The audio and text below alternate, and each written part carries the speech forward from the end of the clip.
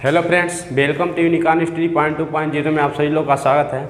आज हम लोग चर्चा करेंगे संविधान के इंपॉर्टेंट फैक्ट यानी कि मौलिक अधिकार की बात करेंगे। हम लोग पिछले क्लास में लगातार जो 2 क्लासें हुई हैं उसमें हम लोग चर्चा की है भाग 1 यानी भाग 1 की बात करेंगे अनुच्छेद 1 से लेकर 4 तक यानी भारत संघ तथा उसके राज्य क्षेत्र के अंदर जितने भी क्वेश्चन बनने वाले थे उनके बारे में हम लोग चर्चा कर चुके हैं। आज हम लोग बात करेंगे भाग 3 के यानी कि मौलिक अधिकार की बात करेंगे या फंडामेंटल राइट की बात करेंगे। इसके अंतर्गत अगर बात करेंगे भाग 3 अनुच्छेद 12 से 35 तक टोटल क्या होते हैं आर्टिकल आते हैं जो संविधान का मूल ढांचा एक प्रकार से बनाया गया है, जिसको देखकर ये सब मेन यहाँ पर कहाँ पर है 12 से 35 तक यानी भाग 3 के अंतर्गत रखा गया है। अब यहाँ पर बात करेंगे अगर हम लोग 12 से 35 तक जो भी अधिकार दिए गए यानी कि अगर मौलिक अधिकार की बात करेंगे तो किसी भी व्यक्ति के यानी किसी भी कोई भी देश हो चाहे भारत हो चाहे या फिर अन्य देश हो तो उसके लिए मौलिक अधिकार की बात करेंगे। कोई भी व्यक्ति रहेगा तो उसके लिए क्या होता है इंपॉर्टेंट होता है, क्योंकि बिना मौलिक अधिकार का उसका जीवन क्या होता है आगे मूलभूत यानी विकास करने के लिए क्या होता है बाधित होता है। बिना मौलिक अधिकार का विकास नहीं हो सकता, यानी कुछ मूल अधिकार उसे दिए गए हैं कोई भी देश हो। तो उसी प्रकार जो भारत है, भारत में भी मूल अधिकार दिया गया है या मौलिक अधिकार दिया गया है, फंडामेंटल राइट दिया गया है। इसे अमेरिका के बिल ऑफ द राइट से लिया गया है। अब इस पर अगर हम लोग बात करेंगे तो सबसे पहले आता है आर्टिकल 12। आर्टिकल 12 दिया गया है। आर्टिकल 12 में दिया गया है राज्य की परिभाषा। अगर बात करें राज्य की परिभाषा के अंतर्गत क्या दिया गया है, टोटली हम तो ऐसे नहीं साधारणतः समझ सकते हैं कि भारत में टोटल 28 राज्य हैं तो उनकी परिभाषा दी गई, ऐसा कुछ भी नहीं दिया गया है। इसमें साफ साफ कहा गया है यानी कि जब पढ़ेंगे हम लोग आर्टिकल 13 तो उसमें बोला कि राज्य ऐसा नहीं कर सकता, राज्य वैसा नहीं कर सकता, तो राज्य की एक विशेष परिभाषा आर्टिकल 12 में दी गई है। अगर आर्टिकल 12 की बात करेंगे तो इसमें दिया गया है भारत की सरकार तथा संसद, ध्यान सुनिएगा, भारत की सरकार तथा संसद। उसके बाद दिया गया राज्य की सरकार तथा विधानमंडल तथा राज्य के अधीन कार्य करने वाले सभी प्राधिकारी या अधिकारी क्या कहलाएंगे राज्य कहलाएंगे। यानी साफ साफ सबका मतलब एक ही है कि सरकारी कर्मचारी क्या कहलाएगा राज्य कहलाएगा, चाहे वो बड़े स्तर पे हो या फिर छोटे स्तर पे हो वो क्या कहलाएगा राज्य कहलाएगा, और उन्हें किसी भी नागरिक को मूल अधिकार देने से मना नहीं करेगा। ऐसा इसमें किसमें कहा गया है, ये आर्टिकल 12 में कहा गया है। यानी कि अब इसके बाद बात करेंगे हम लोग अगला आर्टिकल जो आता है आर्टिकल 13 की बात करेंगे। आर्टिकल 13 में दिया गया है जुडिशियल रिव्यू या फिर बोला गया है न्यायिक समीक्षा। न्यायिक समीक्षा, न्यायिक समीक्षा की अवधारणा ये भी कहाँ से लिया गया फ्रेंड, ये भी लिया गया अमेरिका से लिया गया है। यानी कि न्यायिक समीक्षा की अवधारणा से मतलब ऐसा ये कहा गया है राज्य ऐसा कोई नियम या कानून नहीं बना सकता है जो उसके मौलिक अधिकारों का उल्लंघन करता हो या फिर हनन करता हो। अगर राज्य ऐसा कोई नियम कानून बनाता है जो हमारे मौलिक अधिकारों को छीनता हो या फिर उल्लंघन करता हो तो उन्हें उल्लंघन तक की मात्रा तक शून्य समझा जाएगा, ऐसा आर्टिकल 13 बोलता है। और इसमें यह भी बोला गया है कि यदि ऐसा कोई नियम या कानून राज्य बनाता है तो सुप्रीम कोर्ट या फिर उच्च न्यायालय उच्चतम न्यायालय में पेशी की जा सकती है, उसे उल्लंघन करके उसे शून्य घोषित किया जा सकता है। ऐसा कहाँ बोला गया, ऐसा आर्टिकल 13 में बोला गया। तो क्या ये भी कहा जा सकता है क्या आर्टिकल 13 के अंतर्गत ये मौलिक अधिकार या फिर किसी भी कोई भी नियम कानून या फिर कोई भी संविधान का जो पार्ट है या फिर कोई भी अनुच्छेद उसमें संशोधन करने से मना कर सकता है? तो आर्टिकल 13 ऐसा कुछ भी नहीं करता कि अनुच्छेद 368 पर ये सब लागू नहीं हो सकता है। कई बार कोर्ट में मुद्दा उठाया गया या फिर सुप्रीम कोर्ट में मुद्दा उठाया गया क्या आर्टिकल 13 के अंतर्गत या फिर इसके अंतर्गत क्या अनुच्छेद 368 पर बात लागू होगी, यानी कि 368 अनुच्छेद बोलता है कि क्या संशोधन कर सकता है किसी भी अनुच्छेद पर। तो ये मुद्दा उठाया गया क्या आर्टिकल 13 के अंतर्गत या 368 के अंतर्गत मौलिक अधिकारों में संशोधन हो सकता है। ये अब तक का सबसे बड़ा केस था। तो इसमें लिखा गया 19 सबसे पहले अगर बात करेंगे 1952 में शंकरी प्रसाद वीएस भारत संघ वर्सेज भारत संघ, और इसी के साथ एक और था 1965 में सज्जन सिंह वर्सेज राजस्थान राज्य। ठीक है, यानी कि 2 मुद्दा था 1952 में, यानी कि ये पहले मुद्दा उठाया गया क्या सुप्रीम कोर्ट क्या सुप्रीम कोर्ट या फिर कोई भी, क्या सुप्रीम कोर्ट या फिर कोई भी इसमें संशोधन कर सकता है, यानी कि मौलिक अधिकारों में संशोधन हो सकता है। तो सुप्रीम कोर्ट में अब तक का सबसे बड़ा मुद्दा था 1952 में शंकरी प्रसाद वीएस भारत संघ, उसके बाद 1965 में सज्जन सिंह वर्सेज राजस्थान राज्य के मुकदमे में मुकदमा दिया गया।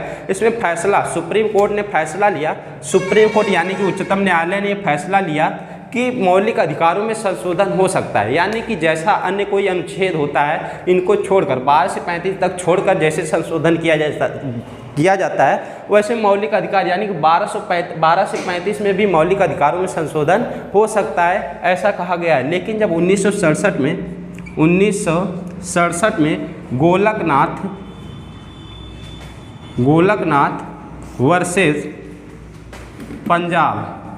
गोलकनाथ वर्सेस पंजाब राज्य के मुकदमे में सुप्रीम कोर्ट ने अपने पूर्व मत को क्या किया, बदल दिया। यानी कि इसमें क्या कहा, 1965 में कहा कि सुप्रीम कोर्ट ने कहा कि मौलिक अधिकारों में संशोधन हो सकता है, लेकिन 1967 में कहा गया गोलकनाथ वीएस पंजाब राज्य के मुकदमे में कि सुप्रीम कोर्ट में कहा कि मौलिक अधिकारों में संशोधन नहीं हो सकता है। इसी के आधार पर 24वां संविधान संशोधन यानी 24वां अमेंडमेंट एक्ट आता है 1971 में। इसमें साफ साफ कहा गया कि आर्टिकल 13 की बात अनुच्छेद 368 पर नहीं लागू होगी, यानी कि 1971 में 24वां संविधान संशोधन हुआ और कहा गया कि अनुच्छेद 13 की बात अनुच्छेद 368 पर लागू नहीं होगी। और ये सबसे अब तक का सबसे बड़ा मुद्दा ये था कि क्या सुप्रीम कोर्ट अब इसके मत को बदल सकती है। इसी के आधार पर 1973 में इसी के आधार पर क्या आया, 1973 में केशवानंद भारती वीएस केरला संघ के राज्य में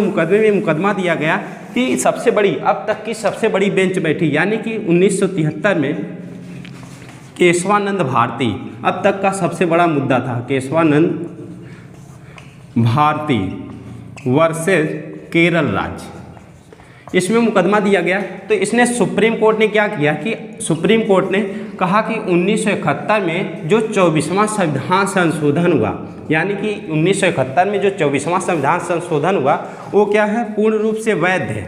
क्या है, पूर्ण रूप से वैध है, यानी कि अनुच्छेद 313 की बात 368 पर लागू नहीं होगी। अनुच्छेद 13 की बात अनुच्छेद 368 पर लागू नहीं होगी। और अनुच्छेद 368 क्या कहेगा कि अन्य प्रावधानों के तहत भारत का जो भी संविधान का मूल पाठ है या फिर संविधान में जो भी आर्टिकल जो भी अनुच्छेद दिया गया है उनमें संशोधन कर सकती है, यानी कि मौलिक अधिकारों में भी संशोधन कर सकती है। ऐसा कुछ इसमें भी साफ साफ कह दिया गया कि आर्टिकल जो है 24वां संविधान संशोधन 1971 में जो हुआ वो पूर्ण रूप से वैध है, यानी कि 1973 वाले केशवानंद भारती वाला केस जो था इसमें पूर्ण रूप से सहयोगी मिला। और सुप्रीम कोर्ट ने अब तक की सबसे बड़ी बेंच बनाई थी जो 13 जजों की थी, यानी कि बात करेगा सबसे बड़ी जज अगर बेंच की बात करेगा तो सबसे बड़ी बेंच 1973 में केशवानंद भारती वीएस केरला संघ के मुकदमे में 13 जजों की क्या बैठी थी, बेंच बैठी थी। और इसमें इन्होंने बहुमत से फैसला लिया, यानी कि बात करेंगे 7 एक तरफ थे, 6 एक तरफ, यानी कि 7 वाले में क्या हुआ, विजयी। यानी कि ये सब क्या हुआ, बहुमत से क्या लिया गया, फैसला लिया गया। अब इसी के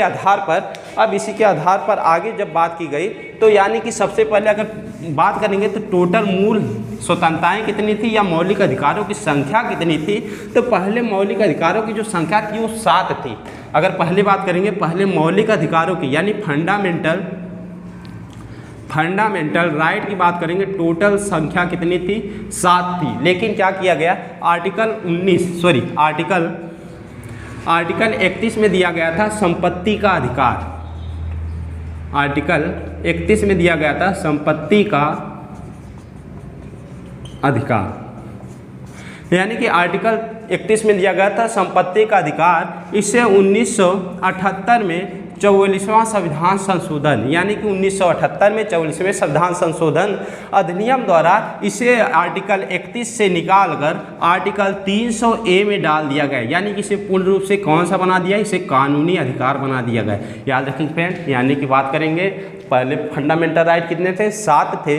अब उसके बाद आर्टिकल 31 में संपत्ति का अधिकार दिया गया था और इसमें क्या किया गया 1978 में 44वां संविधान संशोधन, यानी कि जिसे दूसरा लघु संविधान भी कहा जाता है, वो 31 से हटाकर कहाँ कर दिया गया 300A में कर दिया गया। अब बात करेंगे तो ये पूर्ण रूप से क्या हो गया कानूनी अधिकार हो गया। अब इसके मामले में हम लोग सुप्रीम कोर्ट या कोर्ट में दाखिला नहीं दे सकते, इस पर कोई कार्रवाई नहीं हो सकती है, यानी कि अब हमारा मूल अधिकार ना रहकर क्या हो गया है कानूनी अधिकार बन गया। या भाई हम संपत्ति के लेकर सुप्रीम कोर्ट या फिर हाई कोर्ट या फिर उसके जो नीचे वाले होते हैं उसमें अब हम लोग दाखिला नहीं दे सकते हैं। तो ये था हमारा पूरा मुद्दा, यानी कि अगर बात करें 12 से 35 के बीच में तो 12, 13 है, ये सब क्या 12 में राज्य की परिभाषा दी गई है, 13 में न्यायिक समीक्षा या जुडिशियल रिव्यू दिया गया है। अब इसके बाद आगे बात करेंगे तो 14 से 18। अब इसके बाद बढ़ेंगे टोटल 7 क्या दिए गए फंडामेंटल राइट दिए गए थे, जिसमें से अब 6 केवल बचे हैं। तो 6 के बारे में 12 में क्या दिया गया था राज्य की परिभाषा दी गई थी, तथा 13 में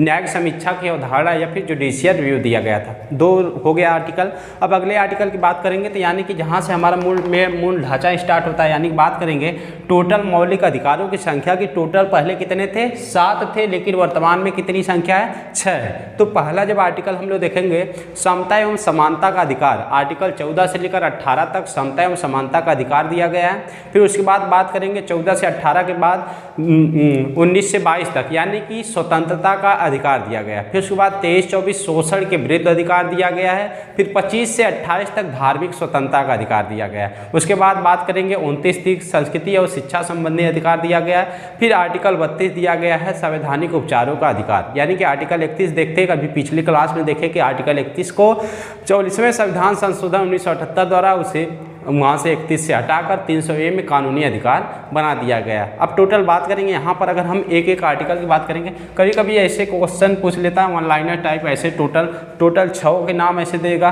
पूछेगा कौन सा क्रम में है कौन सा क्रम में नहीं है। टोटल आर्टिकल की संख्या पूछ देगी 14 से 18 तक, 14, 15, 16, 17, 18। अगर टोटल देखेंगे टोटल कितने आर्टिकल हैं 15, लेकिन हम लोग ऐसे करेंगे तो लगता है कि 4 आर्टिकल, जबकि ऐसे क्वेश्चन कई बार पुटअप कर चुका है यहाँ से। तो इसको भी ध्यान रखेंगे, अगर 14 से 18 तक टोटल अनुच्छेदों की संख्या पूछेगा तो 14 से 18 तक कितने हो जाएंगे आर्टिकल, टोटल 5 आर्टिकल हो जाएंगे।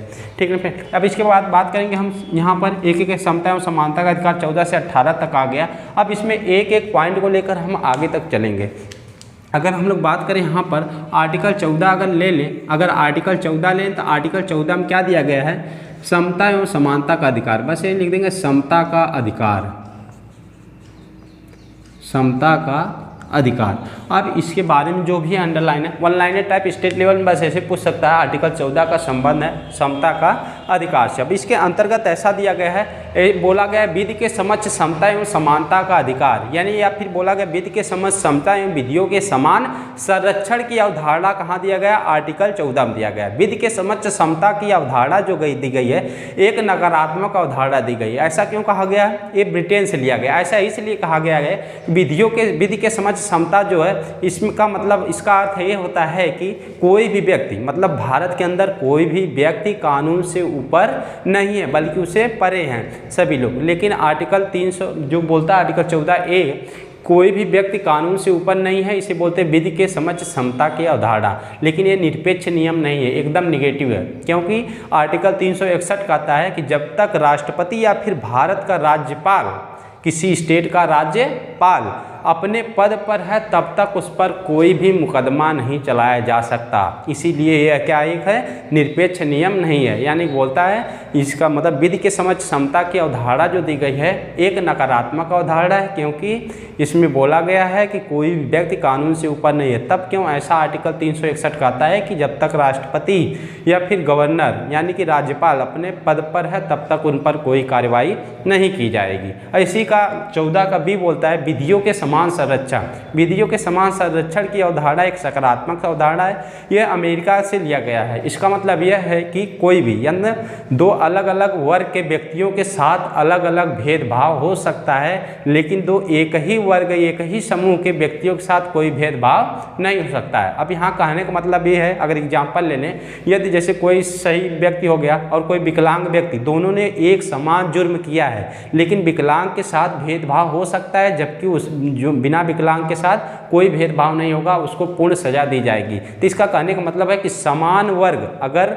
दो समान वर्ग वाले एक ही कार्य को मतलब करते हैं, गलत कार्य हो सकता है, खराब काम हो सकता है या फिर कोई अपराध हो सकता है, तो उनके साथ कोई भेदभाव नहीं होगा। लेकिन अगर वही काम कोई विकलांग करता है या फिर कोई अपाहिज मतलब उससे परे, मतलब उनका वर्ग जाति अलग अलग हो, तो उससे उनको क्या किया जा सकता है, अलग अलग सजा दी जा सकती है। इसलिए इसे विधियों के समान संरक्षण की अवधारणा को सकारात्मक अवधारणा मानी गई है। ये कहाँ से लिया गया है, अमेरिका के संविधान से लिया गया। ठीक है। अब इसके बाद करेंगे हम लोग 14 के बाद आर्टिकल आ जाता है हमारा 15। इसका मतलब है विभेद पर प्रतिषेध। क्या दिया गया है, विभेद पर प्रतिषेध। अब इसका कहने का मतलब क्या है, विभेद पर प्रतिषेध का मतलब है, इसके अंदर की बात सुनेंगे, ध्यान रखिएगा।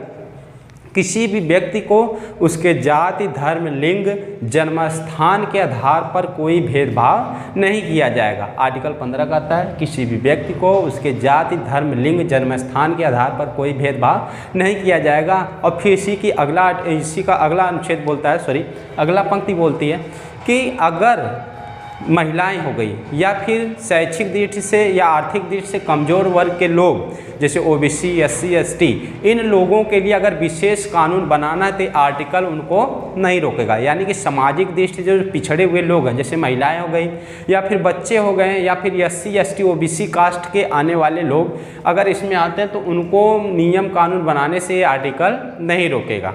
फिर इसी का अगला आर्टिकल आता है 16। इसमें कहा गया है लोक नियोजन के विषय में अवसर की समानता। लोक नियोजन के विषय में अवसर की समानता। अब इसका कहने का मतलब क्या है, यानी कि ये किसके लोक नियोजन मतलब कोई भी सरकारी पद हो गया, यानी कि इसमें भी कहा गया किसी भी व्यक्ति को उसके जाति, धर्म, लिंग, जन्मस्थान या उद्भव के आधार पर कोई भेदभाव नहीं किया जाएगा। हर किसी व्यक्ति को लोक नियोजन के लिए समान, सही का मतलब समान अवसर दिया जाएगा, समान अवसर दिया जाएगा। लेकिन इसमें एक बात और कही गई, योग्यता के आधार पर उनमें भेदभाव हो सकता है, योग्यता के आधार पर भेदभाव हो सकता है। बाकी उन सबको छोड़कर, योग्यता को छोड़कर जन्म, लिंग, इनके आधार पर कोई भेदभाव नहीं किया जा सकता है। लेकिन इसी की अगली पंक्ति बोलती है कि कमज़ोर वर्ग के लोग या फिर महिलाएं हो गया, बुजुर्ग हो गया या फिर बच्चों या फिर एससी, एसटी या ओबीसी कास्ट के लोगों के लिए विशेष कानून बनाने से ये आर्टिकल या ये अनुच्छेद उन्हें रोकता नहीं है और ना ही रोकेगा। फिर इसके बाद बात करेंगे हम लोग अगले आर्टिकल के आर्टिकल 17, अस्पृश्यता का अंत। अब इसमें क्या कहा गया, अस्पृश्यता का अंत। इसका साफ साफ मतलब यही है छुआछूत, यानी कि ये आर्टिकल कई बार इसको याद रखिएगा, बस वन लाइनर टाइप कभी कभी स्टेट लेवल में पूछ सकता है कि अस्पृश्यता का अंत कौन सा अनुच्छेद से संबंधित है। तो आर्टिकल 17 कई बार एग्जाम में एक क्वेश्चन पुटअप किया है, अस्पृश्यता का अंत किस अनुच्छेद से संबंधित है, इसको याद रखेंगे। आर्टिकल 17 है, यानी छुआछूत। इसमें कोई दंड वंड नहीं दिया गया कि आप छुएंगे, ये करेंगे, वो करेंगे, मतलब छुआछूत का अंत किस आर्टिकल में दिया गया, आर्टिकल नंबर 17 में दिया गया। फिर इसके बाद बात करेंगे हम लोग लास्ट इसका आर्टिकल होता है लास्ट हमारा इसमें उपाधियों का अंत। अब इसका कहने का मतलब क्या है, उपाधियों का अंत। उपाधियों का अंत से मतलब है यानी कि सरकार शिक्षा एवं